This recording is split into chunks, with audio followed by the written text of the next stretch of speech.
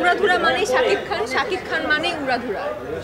So উড়াধুরা সে তুফানকে ঘিরে, তো তুফানের সব কিছুই আসলে অনেক বেশি উড়াধুরা, খুব ভালো লাগছে। এবং এই যে শুনছি হাউসফুল, হাউসফুল, তুফান এইদিকে টিকিট পাওয়া যাচ্ছে না, ওইদিকে টিকিট পাওয়া যাচ্ছে না। সব থেকে গর্বের বিষয় হচ্ছে যেটা বললো রাফি ভাইয়া, আমার কাছে গর্ব লাগে হচ্ছে আমার ফার্স্ট ডিরেক্টর। আমি নূরজাহান ফার্স্টে আমার রিলিজ হলো, আমার ফার্স্টে কিন্তু ডেবিউ হয় হচ্ছে পোড়ামন 2 দিয়ে। তো পোড়ামন 2 এর ডিরেক্টরকে রাহান রাফি। সো এই ব্যাপারটা আমি এত প্রাউড ফিল করি। আর রাহান রাফি যেই কাজই করুক না কেন, আমার আসলে মানে গর্বে আসলে বুকটা ভরে যায়। তো আশা করছি তুফান 2, 3, 4, 5, 6 আমরা আবার দেখতে পাবো নাকি ইনশাআল্লাহ। একদম আমি তুফানও দেখবো, আমার সিনেমা দেখার পর আমি তুফানও দেখবো। Thank you. এবং টিকিট কেটে কিন্তু দেখবো, কেউ কিন্তু মাগনা দেখাবে না। প্রতিযোগিতা মানে আমার কাছে নেগেটিভ অর্থ দাঁড়ায়, এবং আমি নেগেটিভ কোনো কিছুকেই আমার ধারের কাছে আনতে চাই না।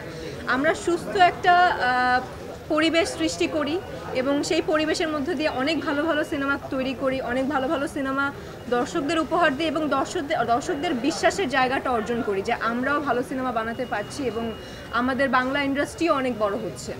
এই আমি একটু একটা কথা বলবো, আমার মনে আছে যে পোড়ামন 2 সময় আমরা এখানে আসছিলাম, এরকম ইন্টারভিউ দিচ্ছিলাম, এই চেয়ারে বসছিলাম তখনও, এবং প্রথম মনে এই শাখায় আসছিলাম। তখন আমাদের একটা সিনেমা ছিল, আমরা করতাম।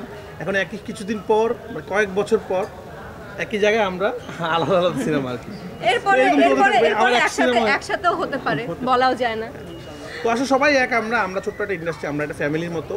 সবাই যদি মিলেমিশে থাকি, সবাই সবার সিনেমাকে সাপোর্ট করি, তাহলে ঝামেলা হয় না। তো আমরা চাবো যে আপনারাও এগুলো নেগেটিভ জিনিস প্রচার না করে, এই যে আমাদের মধ্যে যে বন্ধুত্ব বিষয়টা আছে সেটা প্রচার করেন। তুফান ভালো গেলে ওনাদের ক্ষতি হবে না, ওনাদের সিনেমা ভালো গেলে তুফানের ক্ষতি হবে না। সুতরাং আরেকজনকে আক্রমণ করে কখনো নিজের সিনেমা ভালো করা যায় না। যা যা সিনেমা তার না। আমার কথা যে আমি আপনাদেরকে শুধু একটা কথা বলবো, যারা উস্কানিমূলক কথা বলবে, এটা আমার পক্ষ থেকে প্রশ্ন, তাদেরকে জিজ্ঞেস করবেন তারা কোন সিনেমাটা তার হিট হয়েছে, সে কোন সিনেমাটা বানাইছে। সে সিনেমা নিয়ে কমেন্ট করতে পারবে যার সিনেমা দর্শক দেখে, যার সিনেমা নিজেই দর্শক দেখে না সে কমেন্ট করতে পারবে না। সুতরাং তার কমেন্ট আপনারা নেন কেন? সে চায় এমন কমেন্ট করে ভাইরাল হওয়ার জন্য, তাদেরকে আপনারা ভাইরাল করেছেন। চিন্তা করে একটা উল্টাপাল্টা কিছু বলবো, ভাইরাল হয়ে যাব। তো এইরকম ভাইরাল মানুষদের কথা আমি শুনি না, কারণ আমি তাদের কথা শুনবো যারা কাছ থেকে আমি একটু শিখতে পারবো।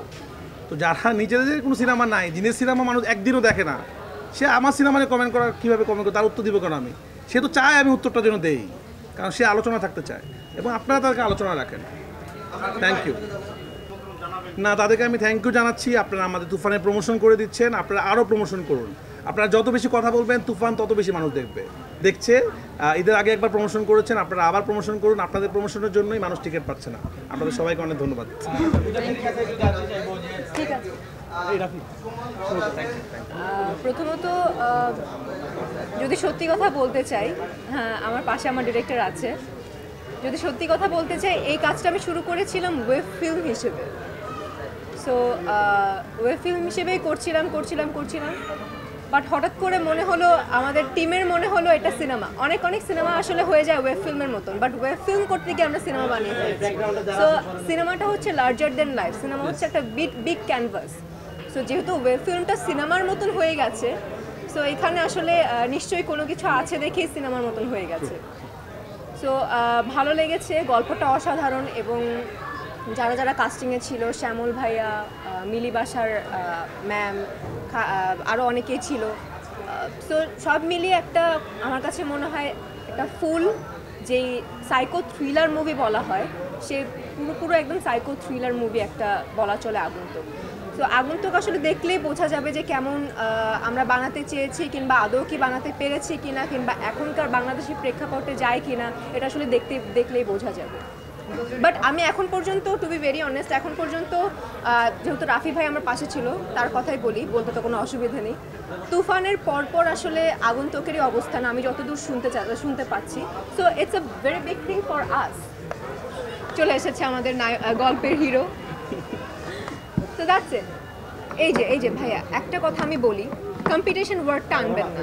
কম্পিটিশন ওয়ার্ডটা আনলে আমার কাছে কেন জানি নেগেটিভ ওয়ার্ড দাঁড়ায়। সো নেগেটিভ কোনো কিছুই আমার কাছে আনবেন না। না না, আমার কাছে কেন জানি মনে হয় নেগেটিভ। কম্পিটিশন আছে, ঠিক আছে, ওর থেকে আমার আগে যেতে হবে, ওর থেকে আমার ভাই, এরকম চিন্তাভাবনা আমরা একদমই মাথায় না আনি। সুস্থ স্বাভাবিক প্রতিযোগিতা আমরা আসলে মানে করার চেষ্টা করি। সো তুফান ভালো যাচ্ছে, খুব ভালো, কারণ আমাদের বাংলা সিনেমা যদি এখন ভালো যায় এটা আমাদের জন্য, সবার জন্য খুব ভালো। তুফান ভালো যাচ্ছে, এরপরে আগন্তুক ভালো যাবে, এরপরে আরও যারা যারা যেই সিনেমা আসবে, পরবর্তী যেই সিনেমা আসবে সেই সিনেমাগুলো ভালো যাবে। সো এইটাতে আসলে কি হয়, আমাদের বাংলা সিনেমার যে প্রযোজক তারা আসলে উৎসাহিত হয়, আচ্ছা বাংলা সিনেমা ভালো যাচ্ছে, তার মানে বাংলা সিনেমায় ইনভেস্ট করা যায়। বাংলা সিনেমা এই পর্যায়ে যাচ্ছে, আচ্ছা ঠিক আছে, এখন এই কোটি টাকা ইনভেস্ট করি, ওই কোটি টাকা ইনভেস্ট করি।